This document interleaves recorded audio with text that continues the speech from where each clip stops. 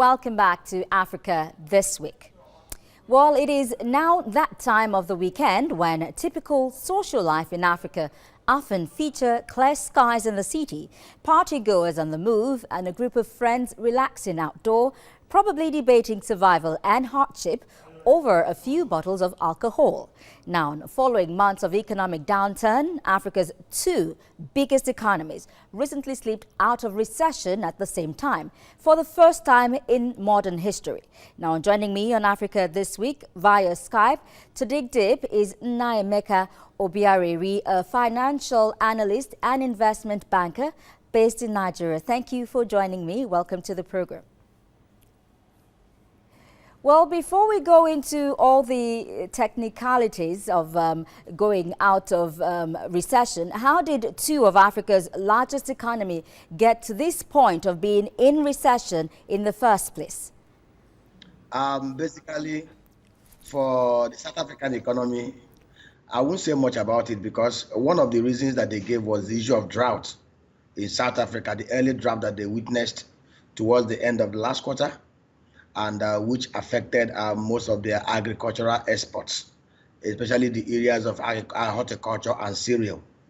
And if you observed it, they were in recession in December, in the last quarter of last year and the first quarter of this year, and they just snapped out of it. And you will see that their recovery is a very robust one, from contraction to 2.5%, very robust. And if you look at the sectoral allocations, the industries that they performed so well in agriculture ramped up by about 33.6%, electricity 8.8%, mining 3.9%, even finance 2.5%, even the area of transportation and manufacturing, which is a robust growth because it involves most of the physical areas outside the monetary areas. It's all encompassing. On the issue of Nigeria, we all know how we slipped into recession. We have been in recession for the last 5 quarters, starting from the first quarter of 2016. It's only those who are not honest that will tell you. Yes, we knew that at the advent of this new government, oil prices actually depleted, but that was not why we ran into the recession. The government did not start right. Remember that it took them 6 months to put in place a cabinet. And again, the body language and activities of the commander-in-chief did not help matters too. Remember that prior to the time to May 2015, we had over 5 years of relative peace. Yar'Adua was able to sort out the issue of restiveness in Niger Delta by word of amnesty and other intervention programs. Though they were elixirs, but it sustained output in that region. Nigeria is a monopoly economy. Crude oil is our mainstay. But when the government came in, the new government came into being, they first of all started by not putting in place a cabinet. The second thing is that they started talking tough, cancelled, suspended the amnesty programs, and began unnecessary bullying of opposition. And of course, the militants went into their trenches. By March, April 2016, they started bombing our oil facilities. Output came down from almost a height of 2 million barrels per day to about 1.2 million barrels per day. Coupled with the depletion of our foreign reserve to sustain and manage the foreign exchange reserve that the central bank was managing arbitrarily without first of all looking at what the economic indices are. So all these things contributed to us going into recession. Indeed. Fortunately and thankfully, the monetary policy measure Central Bank of Nigeria over the last 6 months and 1 year has been getting it right. I must commend Godwin Emefiele and his team at the Central Bank of Nigeria. They've taken loads of creative, disingenuous steps to ensure foreign exchange stability, which is the main reason, because once there is foreign exchange instability, once there is instability in that market, because we are an import-dependent economy, it affects every ecosystem in the industry, in the economy. Now, a lot needs to be done. We have, on the part of Nigeria, after 5 consecutive quarters of recession, we have exited it, a bit epileptically because it's not as robust out of South Africa. Like the governor of Central Bank warned last 2 weeks, those of them who are on the physical side must do a lot scientifically to ensure that we do not slip back into recession. It's not enough for the monetary policy managers to continue to be saddled with the responsibility of holding up this economy. We must do a lot on the physical side. If not, we will slip back.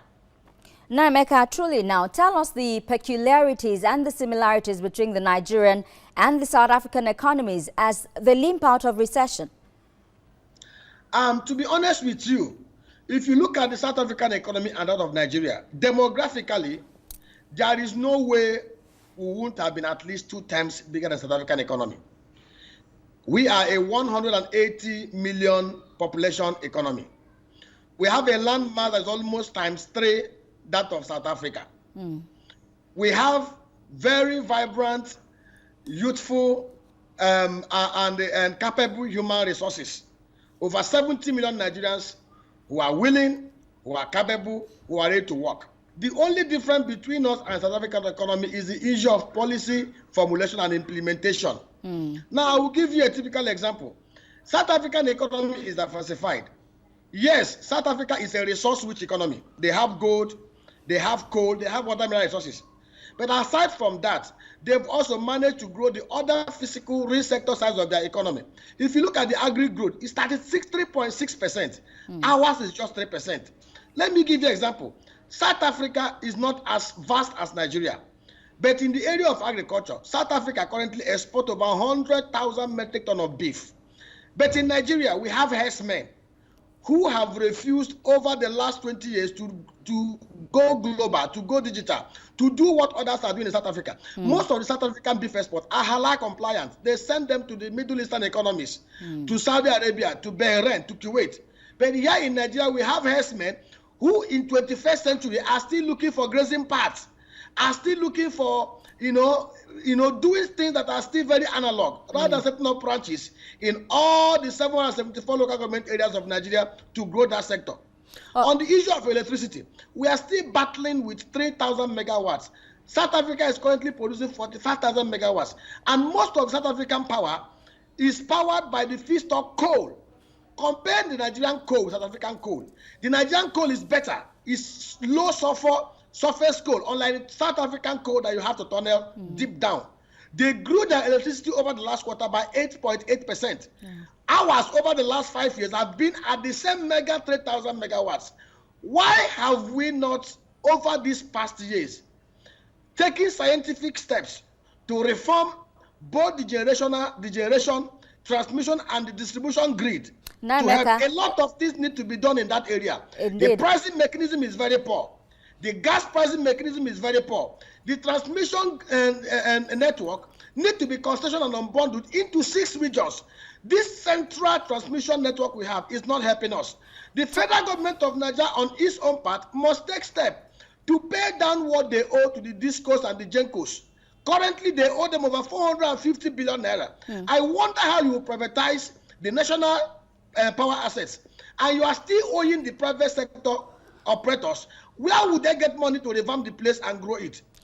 As a matter of advice, if they don't have money now, they can create 10-year debt instrument or 5-year debt instrument. Now, Emeka, they will issue. Yes, go ahead. Talking about scientific steps now, going by what's on ground in terms of policy, how sustainable is our recovery from this recession? How do we sustain it? Honestly speaking, I have my fears. I will tell you this. In over 5 months ago, to be precise, the federal government of Nigeria launched a 149-page document, which they tagged the Economic Recovery and Growth Plan. That 149-page document articulated clearly 3-year growth plan, 3-year recovery and growth plan, covering all the different sectors of the economy. I will take 2 for instance. In that particular sector, in one of the sectors, housing, we said robustly that we want to grow the housing by 2 million housing units over the next 2 years, over the next 3 years. Conservatively, it will take about 15 trillion naira to grow 2 million houses. As I'm talking to you now, as we are discussing now, we are here to understand what the Federal Ministry of Housing, what the Federal Mortgage Bank, and what all the different stakeholders are doing in terms of practical realities, in terms of the house, the whens, and what that will be required to grow that sector by that number. The other issue is the issue of rail transportation. Are you aware that South African rail system is almost 85% of the whole rail network in Africa? South African rail network is the narrow gauge system, the same system that we have in Nigeria, one of the most robust and developed rail network. Here in Nigeria, we have a landmass of over 938,000 square kilometers, but we have rail coverage of just about 3,000 kilometers. What are we doing? Rather than going to go and borrow $11 billion to to do rail network under the moribund 1955 Railway Act. What stopped the federal government of Nigeria from adopting the same best practices in South Africa, in the UK, by way of concessioning those rail networks? Currently, GE has accepted to take the existing rail network for about $2 billion. What stopped the federal government of Nigeria working with all the stakeholders, all the state governors, each of them setting up special intervention networks and corporations in their states? Naimeka, this is so much information to take in. I will have to cut you in now and ask my very last question, because we seem to be running out of time now. What role do you think politics continues to play in the economic stability in Nigeria as well as South Africa? Yes. One of the major hindrance, the major impediment to our growth is the quasi-unitary system of government that we are still running. If you go back to history, the period that Nigeria recorded some of its best growth level was between 1960 and 1966. As at this period, our founding fathers, Obafemi Awolowo, Nnamdi Azikiwe, and Ahmadu Bello, they gave us a constitutional framework, a fiscal framework, a governance framework, a resource control framework that enabled each of the constituent units to grow at their level, each at their own level. There was competition then, there were competitions then.